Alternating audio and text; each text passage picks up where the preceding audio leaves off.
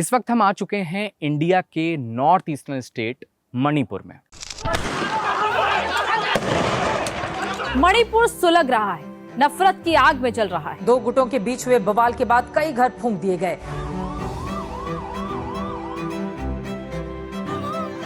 वो लोग पिस्टल से हम लोग को मारा है। This is the crater where the explosive fell.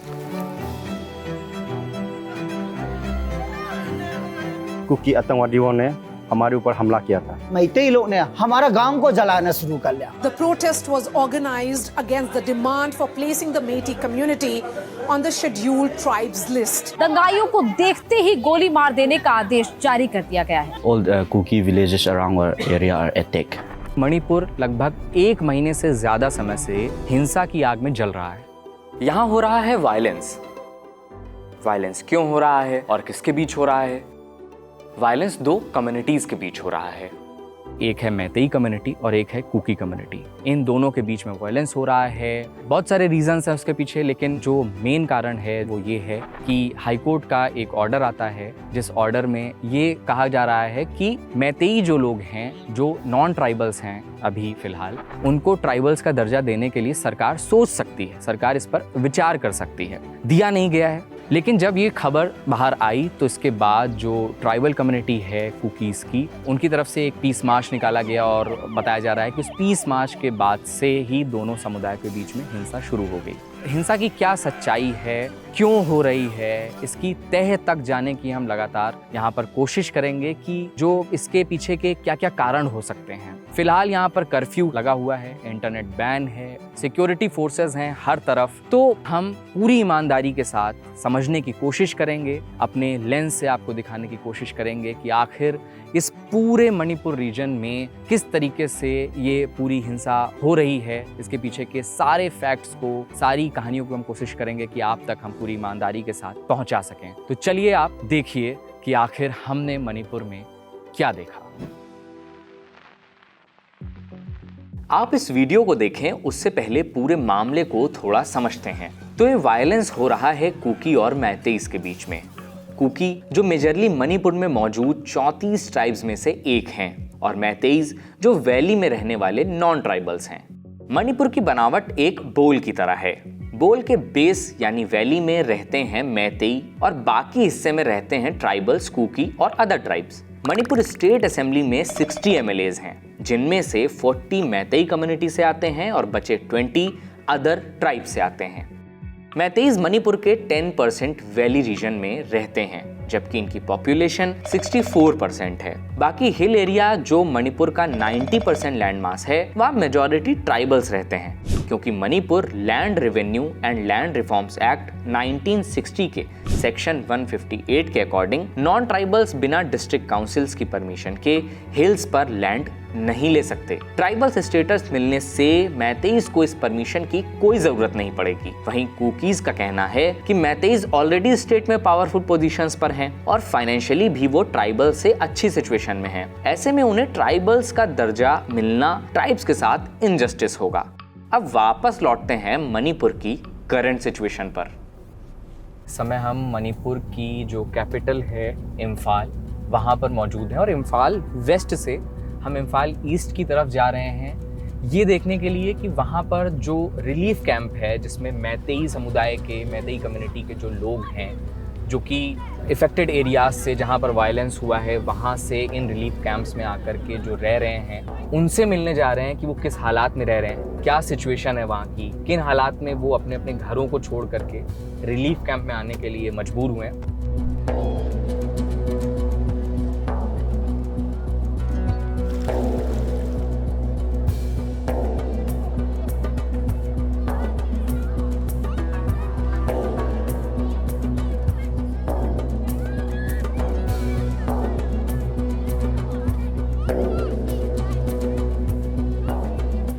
तीन तारीख का रात को हम लोग एक कुकी आतंकवादियों ने हमारे ऊपर हमला किया था।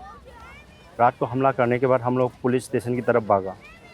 पुलिस स्टेशन में इतना छोटा एरिया है कि हम लोग सभी मोरे के मचे लोग एक साथ रह नहीं सकता, इसलिए वो लोग ने हम लोग को आर्मी कैम्प, एक KLP करके एक आर्मी कैम्प है, उधर सुबह में पहुंचा दिया। They were all burning all the Métis houses, not personally. the Meiteis community, they're burning down. हमारा उधर जो मैतेई कम्युनिटी है, हमारा पीपल उसका मेजोरिटी ओनली 3000 के आसपास है, और वो लोग का 20,000 के आसपास है मोरे में। इसलिए हम लोग को मैक्सिमम हम लोग को क्या होता है कि एक रिफ्यूजी की तरह, रिफ्यूजी तो नहीं है, रिफ्यूजी की तरह रहना पड़ता है। बहुत टैक्स लेता था हमारे ऊपर जो कुकी कम्युनिटी है। कम्युनिटी कुकी कैसे टैक्स लेती थी? उसके पास एक आतंकवादी रहता है, वो लोग के पास आतंकवादी टेररिस्ट केने करके। अभी इंडिया गवर्नमेंट के साथ शू मतलब सस्पेंशन ऑफ ऑपरेशन में वो लोग हमारे पास, हमारे जो जितना बिजनेस है वो लोग बिजनेस के ऊपर टैक्स लगाता था। And we were very scared, and we were thinking of running because we think that we are not safe here. Okay, we are not safe here. We think that we should run from this place, but the thing is, to which place we should run? ये relief camp है। इस relief camp में Meitei community के लोग हैं, और आप मेरे आसपास देख सकते हैं कि बच्चे खेल रहे हैं, लोग हैं जो इंतज़ार कर रहे हैं अपने घर वापस जाने का। ये आइडियल गर्ल्स कॉलेज का रिलीफ कैंप है। हम देखने की कोशिश करेंगे कि यहाँ पर लोग कैसे रह रहे हैं, किन परिस्थितियों में रह रहे हैं। हमारे साथ बेबी होंगी जो चूरा चांदपुर से आई हैं यहाँ पर। ये भी मैतेई कम्युनिटी की हैं जो चूरा चांदपुर में रह रही थी। वहाँ से इनको इस रिलीफ कैंप में आकर के आसरा लेना पड़ा है, और हम इनके साथ चल के इस रिलीफ कैंप को देखने की कोशिश करेंगे।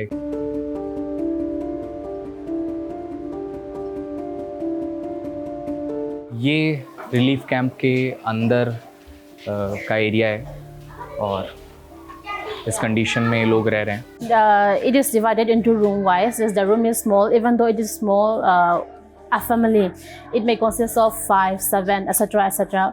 We just live in that room together. We can have a look. How big is the room? How are we congesting in this? How are we living in this small room? Yeah, we can have a look. आप हिंदी जानती हैं? अच्छा, क्या नाम है आपका? अच्छा, हम लोग मोरे का है। हम लोग देखो अचानक लफड़ा में ऐसे भाग के आया है। अभी घर भी नहीं है, कुछ नहीं है कि नहीं? क्या आप लोग पेशा क्या है, क्या काम करते थे आप वहाँ पे? हम लोग एक दिन का कमा के ऐसे खाने वाला है। मेरा पति गाड़ी चलाता है, हम लोग दुकान करता है, होटल, ऐसे करके जी रहा है मोरे में। तो अभी जब आप लोग यहाँ हैं तो आप लोग कुछ काम नहीं कर पा रहे? कुछ काम नहीं है, सिर्फ खाना, लेटना, सोना, और जला हो जाएगा फिर खाना। हाँ, ये से तो ऐसे जीने नहीं होगा ना। हम लोग अभी मोरे जाने मांगता है, ऐसे तो जी के रहने नहीं मांगते। बच्चा लोग को भी जिंदगी सब खराब है। बच्चे नहीं पूछते कि पूछते हैं मम्मी कब घर जाएगा, ऐसे करके पूछते हैं। तो क्या आप जवाब देती हैं? क्या जवाब देगा?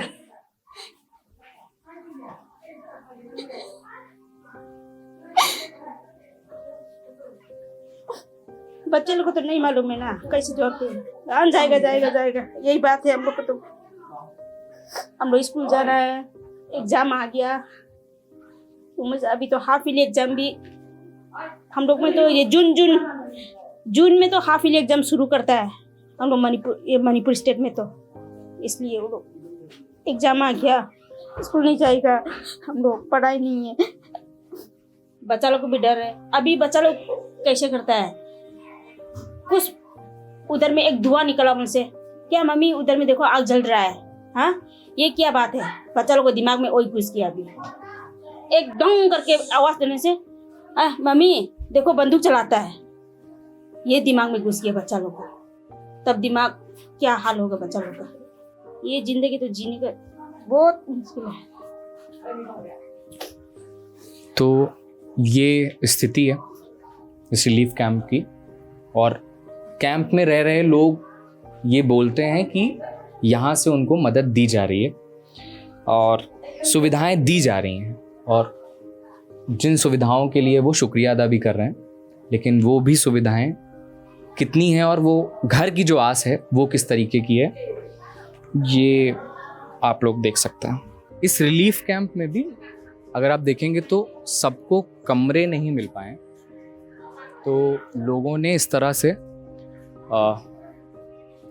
ये पार्टीशन करके अपने रहने का ठिकाना बना रखा है।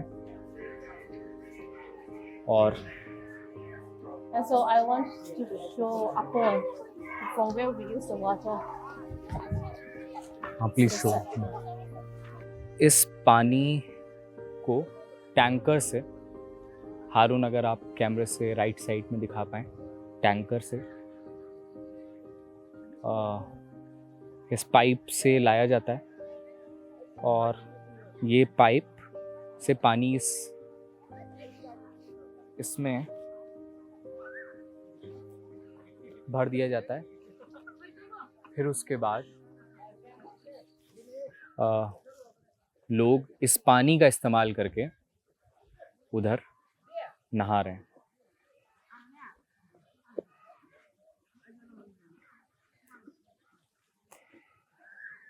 इस तरह से रिलीफ कैंप में लोग रहने को मजबूर हैं।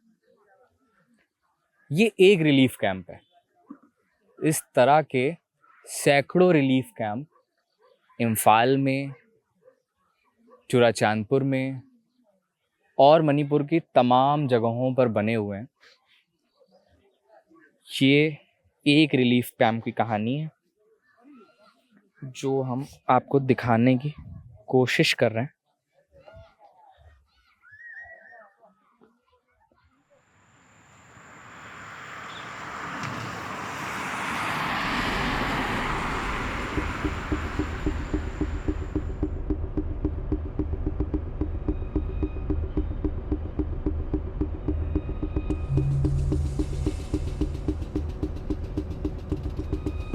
वैली के रिलीफ कैंप को कवर करने के बाद अगले दिन हम पहुंचते हैं हिल्स के एम सोंगेल के कुकी रिलीफ कैंप में।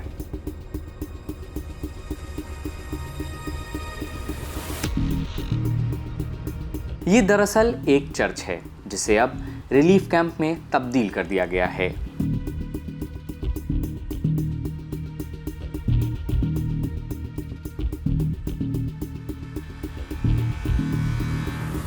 हमारा गांव हक्ताखुलिन विलेज को 3 तारीख शाम को 7:30 बजे मैते लोग आकर के अटैक करके हमारा गांव को पूरा जला चुका है। तो हम लोग को इसमें क्या है, अपना को जान बचाने के लिए हम लोग को जंगल की तरफ भागना पड़ा। जंगल से पैदल चल कर के चुराचांदपुर ये एम सोंगेल तक रात भर यात्रा करके सुबह 7 बजे हम लोग यहाँ पहुँचाए।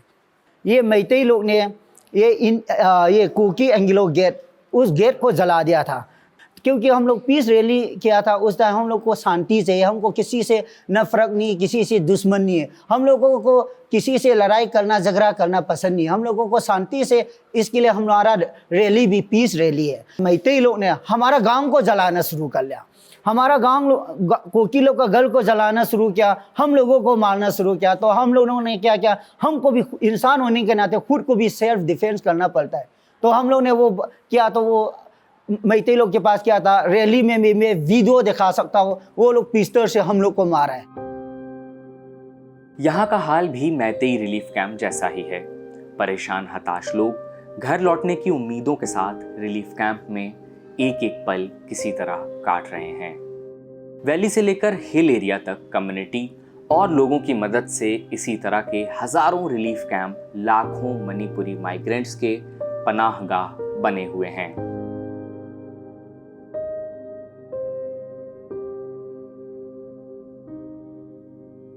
इसके बाद हम हिल्स के कुलबुंग विलेज पहुंचते हैं, जहां हमारी मुलाकात विलेज चीफ के बेटे गोगो मांगते से हुई, जो बताते हैं हिंसा की शुरुआत होने के बाद से अब तक उनके गांव में 2 बार हमला करने की कोशिश की जा चुकी है। All the Kuki villages around our area are attacked. Were attacked that night, and luckily and by God's grace, this Kulbung village is safe till now. और अभी तक तो 2 बार अटैक हो चुका है, हमारा पे हमला हो चुका है। 5 तारीख को एक बार हुआ था और 25 तारीख को भी एक बार हुआ था।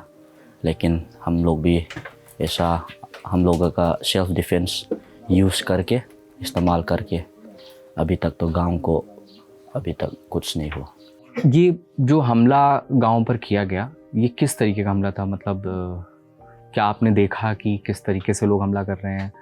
क्या आग लगाने की कोशिश थी, फायर कर रहे थे, क्या किस तरह का? को आप हमले को थोड़ा डिस्क्राइब कर पाएँ अगर? हमले को डिस्क्राइब करें तो फायर भी हुआ था, बहुत ज़्यादा फायर हुआ था 3 तारीख को। और उस टाइम इवन यूनिफॉर्म पहनने वाला पर्सनल भी है स्टेट फोर्स का। They fire, they try to कैसे बोले, disperse the crowd that have been forming, the volunteers who are trying to defend this area. This was fired on the 25th of May. ये कैसे उन लोग के हाथ पे लगे थे, क्योंकि ये if the civilians are the one that are attacking our villages, they will not be having this type of in my opinion, they won't be having this type of weapon. What's this? Shrapnels of the explosive that have been fired at us on the 25th of May. तो अभी आप हमें कहाँ लेकर के चल रहे हैं? अभी जो 25 तारीख को जो बॉम्ब फायर किया था, एक्सप्लोसिव फायर किया था, उसका क्रेटर को देखने जा रहा हूँ हम लोग अभी।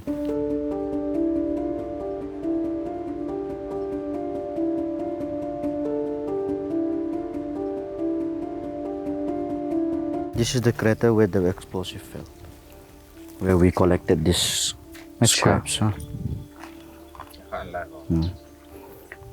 यहाँ पे देख पाएगा तो इस पे उसका इम्पैक्ट है, वॉल में भी और रूफ में भी। अच्छा, इस तरफ ये भी जो हमें इसमें होल्स दिख रहे हैं, हाँ ये इसी के हैं? हाँ इसी के। और यहाँ भी देख साइकिल ये वॉल पे। और ये क्या है, क्या वैसे ये Sunday school,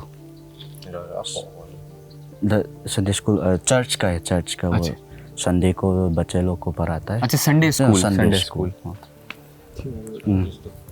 this is also the impact of this explosive here, देख पाएगा। तो ये इस तरफ से फायर किया था, किया गया इसी तरफ। और वो क्या है, क्या इसके बाद क्या? एक नदी होगा, रिवर। अच्छा, मतलब ये गांव का बॉर्डर है? हाँ बॉर्डर है। We can see that place too, and इसके बाद रिवर है? हाँ रिवर है। फिर उसके बाद बिष्णुपुर है? हाँ बिष्णुपुर है, जो मैतेई डोमिनेटेड एरिया है। We can see the place too if we go there. As we don't have any support or any backup from like the Meiteis, the government, so we request our central government to interfere immediately. Otherwise, if this violence or if this conflicts is still going on, so even the committees or even the leaders in this area could be leaving this front line, because we have no backup and we have no support from any others.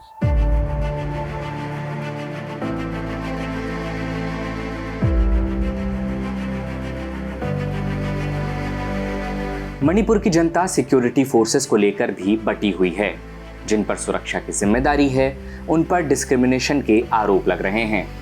Cookies Manipur police पर मैतेईस का साथ देने का आरोप लगाते हैं, तो वहीं मैतेईस असम राइफल्स पर कुकीज का साथ देने का आरोप लगाते हैं। और यहीं से शुरू होता है हथियार रखने का सिलसिला। दोनों ही कम्युनिटीज स्टेट और सेंट्रल फोर्सेस की मौजूदगी में भी हथियारों की मदद से खुद को बचाने का दावा करती हैं। दोनों कम्युनिटीज के इन प्रोटेक्टर्स को वॉलंटियर्स का नाम दिया जा रहा है। आरोप है कि यह हथियार पुलिस स्टेशन से लूटे गए हैं, तो कहीं मिलिटेंट्स पर भी हथियार पहुंचाने के आरोप लग रहे हैं। मगर दोनों कम्युनिटीज के लोग लाइसेंस्ड वेपन से ही प्रोटेक्शन करने की बात हमसे करते हैं।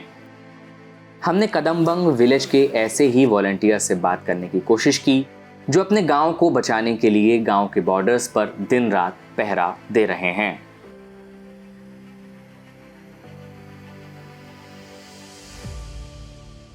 इस वक्त हम कदमबंग विलेज में हैं और ये वैली और हिल के बीच में का फुट हिल पे है, हिल्स के बेसिकली ये गांव।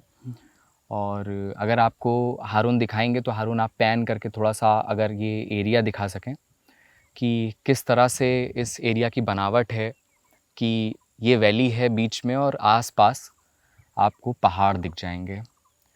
तो हम यहाँ कुछ वॉलंटियर्स हैं जो अपने गांव, इसी गांव के हैं, जो ये दावा करते हैं कि अपने गांव को प्रोटेक्ट कर रहे हैं। ये पहाड़ी है, पहाड़ी के तरफ से इन्हें डर है कि इन पर हमला किया जा सकता है। इनका कहना है कि उधर से कुकी मिलिटेंट्स हैं जो हमला करते हैं, तो ये अपने गांव की सुरक्षा कर रहे हैं। हमारे साथ नीला सिंह हैं। नीला सिंह अपने गांव की सुरक्षा करते हैं। इनके पास हथियार है, इनका लाइसेंस्ड, और उससे ये अपने गांव की सुरक्षा कर रहे हैं। हम जानने की कोशिश करेंगे कि आखिर इतनी सारी सिक्योरिटी फोर्सेस हैं, सेंट्रल फोर्सेस हैं, स्टेट फोर्सेस हैं, उसके बाद भी इन्हें अपने गांव की सुरक्षा करने के लिए क्यों इस तरह से अपनी जान को खतरे में डालना पड़ रहा है। तो सबसे पहले तो आप बताइए कि क्यों आपको इस तरह से अपने गांव को प्रोटेक्ट करना पड़ रहा है, क्या वजह है?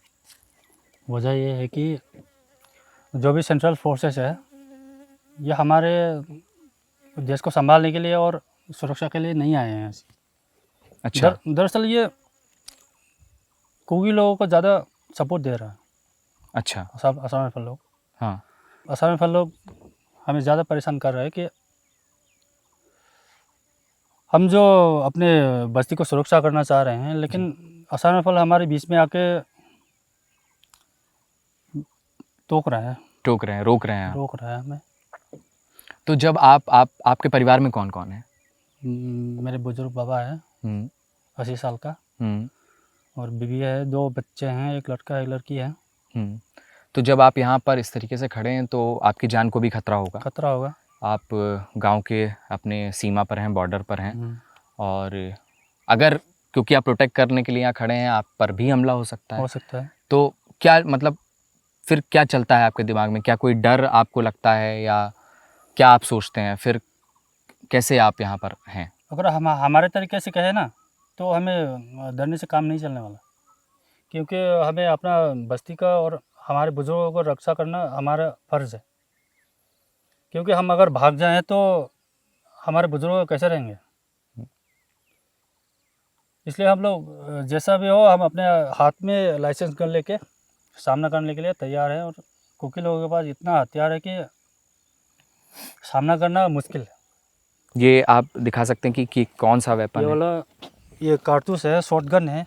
यही लेके हम लोगों को, बस्ती वालों को सुरक्षा करना पड़ता है हमें। लेकिन इससे काम चलने वाला तो है नहीं। उनके पास जितने हथियार है उनका सामना हम कर नहीं पाएंगे। और बीच में जो BSF वाला है, सेंट्रल फोर्सेस, वो भी हमारा साथ नहीं दे रहा है। वो सिर्फ अपने काम रख के बैठा है, और बस्ती संभालने के लिए सिर्फ हम ही लोगों को पूरा जिम्मेदारी उठाना पड़ता है। ये सब आपने व्यवस्था की है ना? हाँ, ये हमारी सुरक्षा के लिए आपने रखा है ये। अच्छा। ये नुकसान सिर्फ हमारे लिए नहीं है, पूरा हमारे स्टेट का है। स्टेट। क्या कोई उम्मीद है कब तक ये सब सही हो जाएगा? नहीं, अंदाज़ा नहीं लगा सकते हम कि हमारे ऊपर इतने सारे पढ़े लिखे इतने सारे हैं, लेकिन अभी तक सुलझा नहीं पाया है। जब तक सुलझाएंगे उतने तक तो कितने लोगों को मारे जाएंगे ये हम हिसाब नहीं लगा सकते। तो ये है अभी स्टेट की हालत। हमने इनसे बात किया, समझने की कोशिश की कि क्यों ये प्रोटेक्ट कर रहे हैं इस तरह से, क्या मजबूरी है। तो ये कदंगबंग विलेज है और ये नीला सिंह है हमारे साथ। हमने कुकी वॉलंटियर से भी बात करने की कोशिश की, मगर उन्होंने ऑन कैमरा बात करने से मना कर दिया। 5 जून है आज और हम इस वक्त इम्फाल में मौजूद हैं। रात के तकरीबन 11:45 हो रहे हैं, अगर आप मेरे फ़ोन में देख सकें 11:45 हो रहे हैं। और हम अपने होटल के रूम में थे और तभी हमें पता चलता है कि होटल के जस्ट सामने आग लगी हुई है। अगर हारून दिखा पाएंगे आपको आग का धुआं, अगर रात है तो बहुत ज़्यादा विजिबल है या नहीं है ये हमें नहीं पता चल रहा, बट उसे बुझाने की कोशिश की जा रही है, पुलिस भी मौजूद है। तो इस तरीके से अभी अभी हमारे होटल के जस्ट सामने ये आग लगी है और इस वक्त हम मणिपुर की कैपिटल इम्फाल में मौजूद हैं। तो अभी पता नहीं है कि ये आग किसने लगाई है, क्यों लगाई है, वो हम जानने की कोशिश करेंगे। तकरीबन 12:14 हैं और ये जो लेन है और जो एरिया है ये बहुत इम्पॉर्टेंट एरिया है। जो लेन है यहाँ पर एक्स एमएलए का घर जलाया गया है, लेकिन इसमें फ़िलहाल एक और भी कुकी एमएलए जो प्रेजेंट एमएलए हैं उनका भी घर है। तो ये एरिया बहुत इम्पॉर्टेंट है। यहाँ पर बीजेपी का ऑफिस है पास में, एन बीरेन सिंह जो सीएम हैं उनका घर है यहाँ पे, और बहुत ही प्रोमिनेंट फिगर्स का घर है आसपास के एरिया में। रात में कोई आया और खाली लेन उसे दिखी और आग लगा दी होगी। फ़िलहाल आग पे काबू पा लिया गया है और मणिपुर में ऐसे विजुअल्स कई सारे हैं जो रात में अचानक से कहीं आग लगा दी जा रही है, फिर सिक्योरिटी फोर्सेस को वहाँ भेजा जाता है। तो ये कंडीशन है मणिपुर की, बाकी हम आपको दिखाई रहे हैं।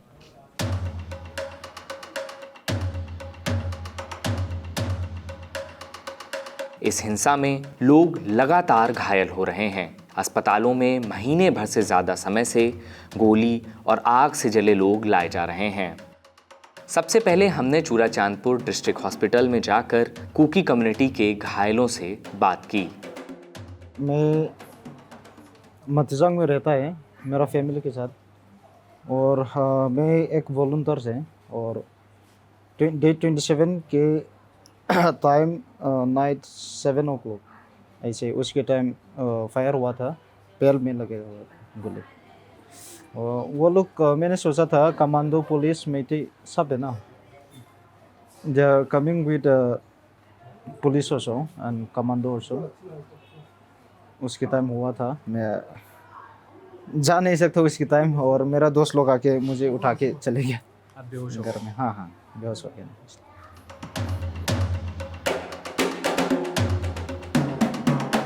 रंजन एक बच्चे के पिता और पेशे से ड्राइवर हैं और ये मैतेई कम्युनिटी से आते हैं। पैर में गोली लगने के कारण रंजन को डर है कि अब वो दोबारा शायद गाड़ी नहीं चला पाएंगे। रंजन बताते हैं कि जब उनके गांव पर हमला हुआ तब उनके गांव से 3 लोग घायल हुए थे। मणिपुर पुलिस ने उन्हें हॉस्पिटल में एडमिट करवाया और अब उनके अस्पताल का खर्च कम्युनिटी के लोग और वो खुद मिलकर उठा रहे हैं।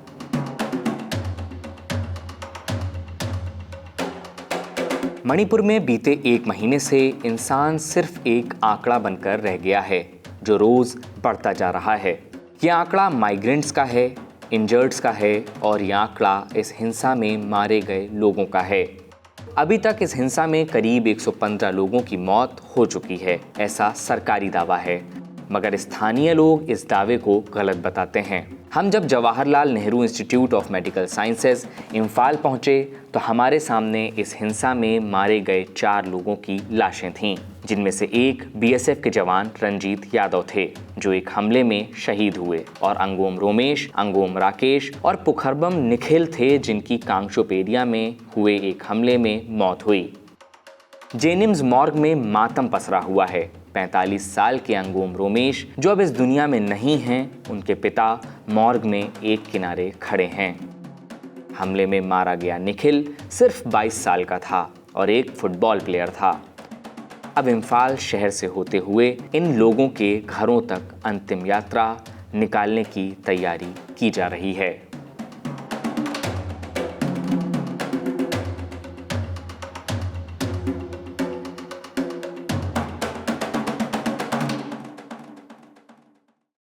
नफरत, दहशत, मौत, जलते घर, जलती दुकानें, अंतिम यात्राएं, कर्फ्यू, इंटरनेट बैन, खुद को बचाते हुए लोग और हर तरफ आर्म फोर्सेस का पहरा। कुछ इस तरह की हालत है देश के एक बेहद खूबसूरत राज्य मणिपुर की, जहां इस वक्त हम मौजूद हैं।